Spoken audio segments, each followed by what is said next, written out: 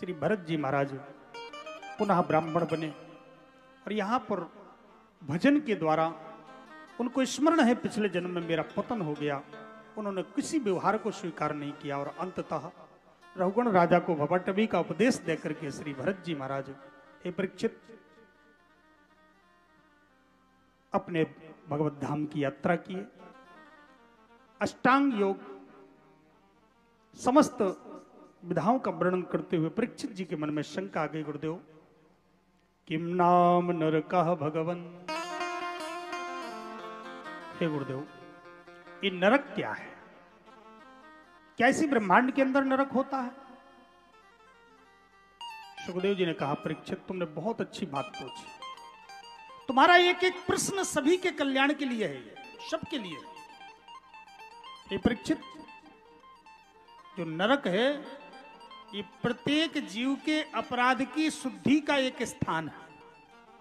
जैसे कपड़ा गंदा हो जाए तो धोबी घाट में ले जा करके पटक करके रगड़ करके साबुन लगा के उसको साफ कर दिया जाता है, ऐसे ही एक नरक होता है। उसमें 28 प्रकार के नरक होते, कुंभी पाक रौरव महारौरव कालसू तसित पत्र। जो जैसा कर्म करता है उसको वैसे नरक में डाल करके और उसको वैसा दंड निश्चय करके दंड दिया जाता है। सूर्य के पुत्र वहां के राजा है। जैसे यहाँ पर केस चलता है, अपराध किया, थाने में गए, धारा लगी और धारा लग के न्यायाधीश ने निर्णय किया और इतने वर्ष को जेल में रहने का दंड दिया। ऐसे ही भगवान के यहाँ भी विधान है, अपराध किया तो वहां पर न्यायाधीश ने निर्णय किया और इस नरक में जाना है। दंड संहिता के अनुसार, संविधान के अनुसार उसको नरक में डाला गया। परीक्षित जी ने कहा, महाराज ऐसे कहां तक नरकों का भोग भोगते रहेंगे? आप तो वास्तव में इस भवरोग को मिटाने वाले सबसे बड़े चिकित्सक हैं। कृपा करके ऐसा कोई उपाय बता दें जिसमें नरक में ही न जाना पड़े। ऐसा कोई उपाय बता दो कि जिसमें कभी किसी को नरक में जाना ही ना पड़े। ऐसा कोई उपाय बता। सुखदेव जी ने कहा, परीक्षित जिसको रोग से भय होता वो दबा करवा लेता है। ऐसे ही नरक में जाने से भय है तो पाप का प्रायश्चित कर ले, गंगा नहा ले, तीर्थ कर ले, दान कर ले, पुण्य कर ले।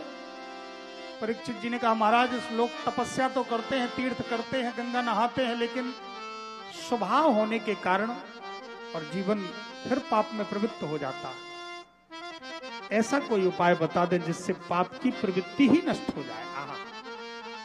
आप कृपा करके कोई सरल सा उपाय बता। इस कलिकाल में कठिन उपाय कोई नहीं कर पाएगा, सरल उपाय बता दो। सुखदेव जी ने कहा, राजन तो मैं इस कलयुग के लिए सबसे सरल उपाय बता रहा हूं।